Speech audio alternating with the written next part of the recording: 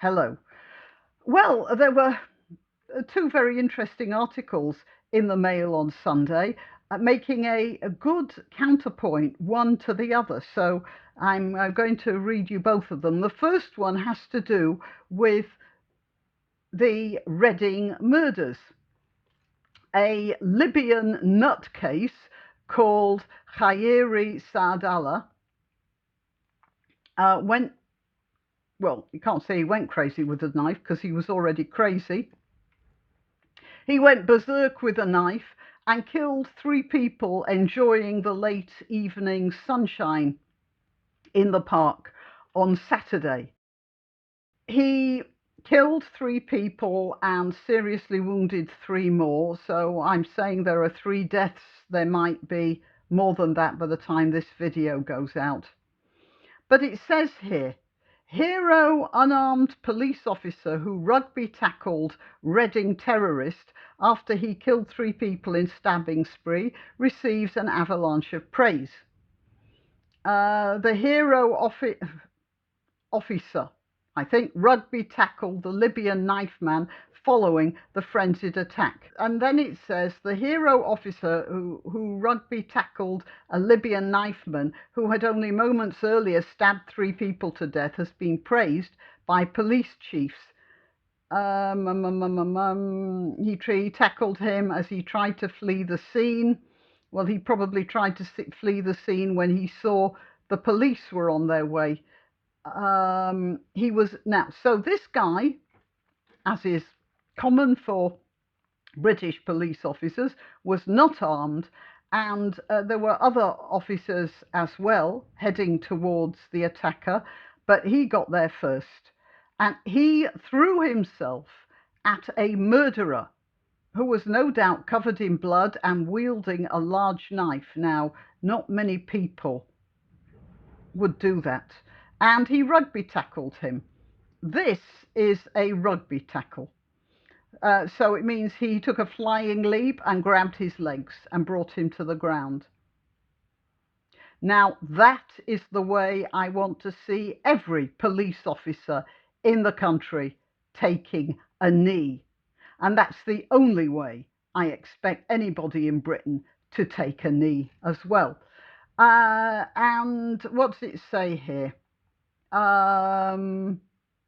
It appears the attack was stopped when a lone sergeant who responded when the alarm was raised ran to the scene, saw the attacker running away with a knife and rugby tackled him to the ground. You know, it seemed like there were quite a few police there, and there normally are not. And I'm assuming that there were police there because slightly earlier on there'd been a Black Lives Matter demo or some such demo anyway. And so in many ways it was fortunate. But then I suspect that one of the reasons why the police sort of lost sight of Saadallah to begin with was because they've been distracted by other things. MI5 knew about this chap. The police knew about him. They knew he was not in a good state and he was being visited by some mental health professional once a week. My suspicion is that their resources were stretched far too thin by all these demos, and they weren't keeping the sort of eye on this chap that they should have been keeping, and that's why three people died. That's just my opinion. Now, let's have a look and see what the other article was. Also in the Mail Online on the same day. And in the same day as they're praising this very brave man who rugby tackled an armed assassin, they are saying this: police dumb down entry standards to meet Boris Johnson's pledge to recruit 20,000 more officers.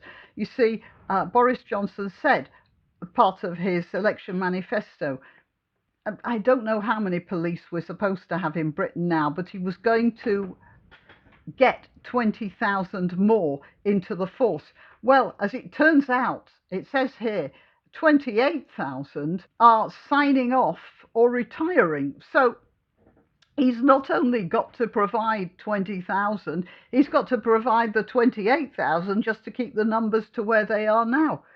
It's not a fantastic job being a policeman. I was doing some research a while ago, and I was I rung up a policeman I was supposed to be talking to at a particular time, and he answered the phone, but he told me he had to go and would ring me back later because um, he was going to the scene of a suicide. Somebody had thrown himself off the suicide bridge over the Archway Road. I'll put a photo of that up there as well. That bridge is so famous for being a suicide spot that there's actually a dedicated Samaritan's telephone box right next to the bridge. I mean, that's not something I would really like to go and see. And yet that was this policeman's job. So I appreciate that the police have to do stuff that I would not want to do or even to know about, really, in most cases.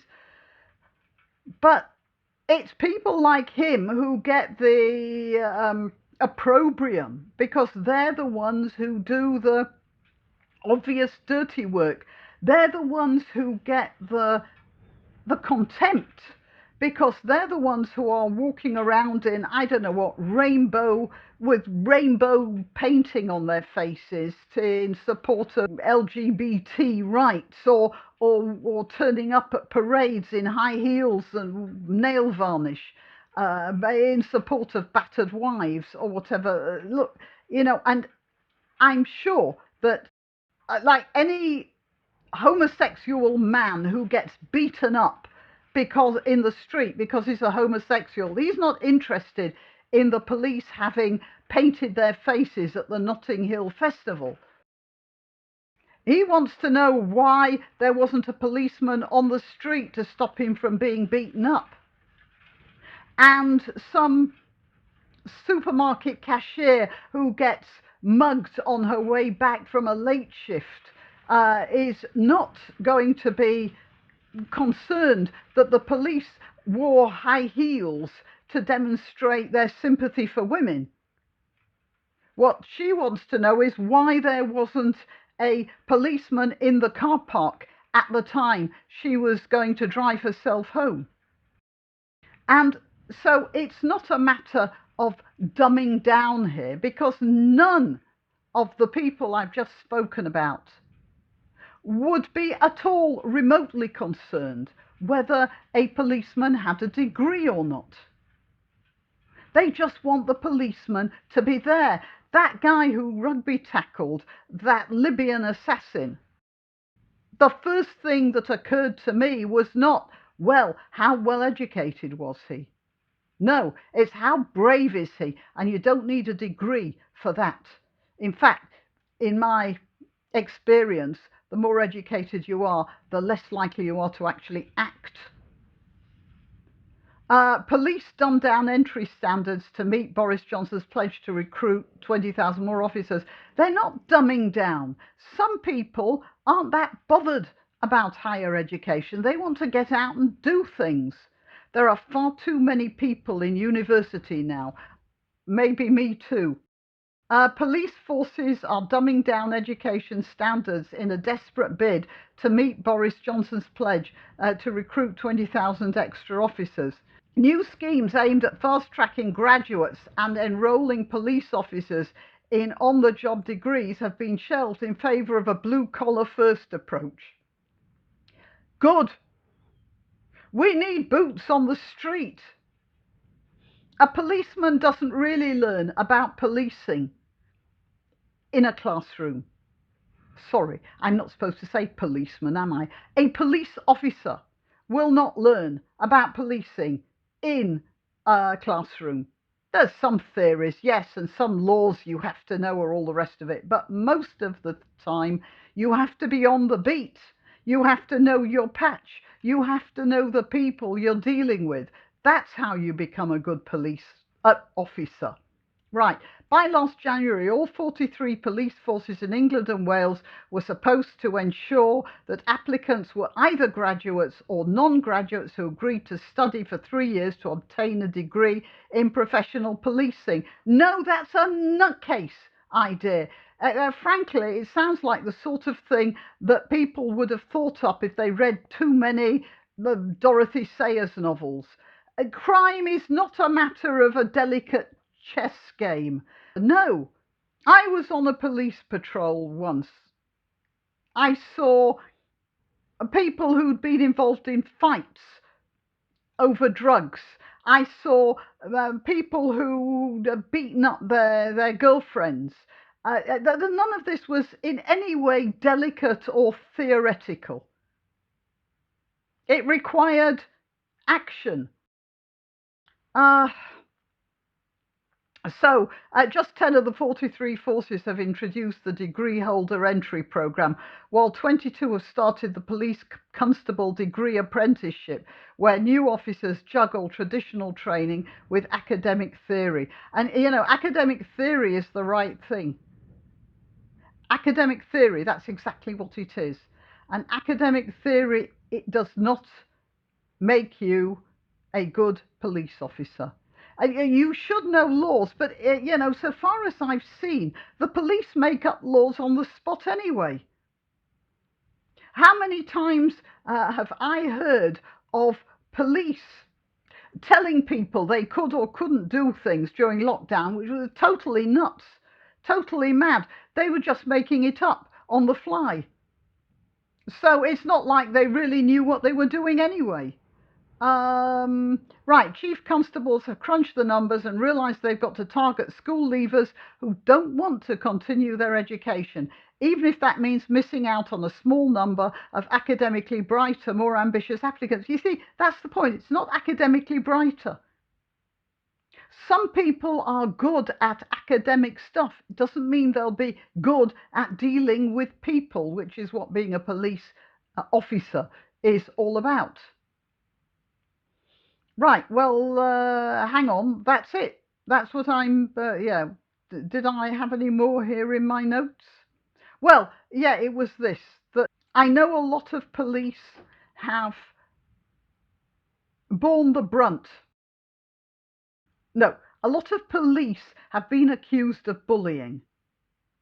Generally speaking, people bully when they feel ineffective. And I'm quite sure that a lot of the police officers in the lower ranks feel ineffective because they're being told to do silly things and ridiculous things and impractical things by their police chiefs. I think the big problem is the police chiefs, actually. Yes, we should be able to recruit more people who don't want to go for degrees. In fact, most universities are now, apart from the STEM courses, just in sort of Marxist indoctrination centres. It's not quite so bad in Britain, but I know it's still bad enough. I don't think university is such a hot idea for police. What police have to know is basic respect for the people they serve and how to do rugby tackles. Why don't you treat yourself or a favoured relative or friend to these magnificent examples of promotional merchandising? The Graniopteryx t-shirt or the Granbo mug, which comes in 2 flavours, with a firearm or the more deadly knitting needles. And whatever platform you're watching this on, please click like, subscribe and share.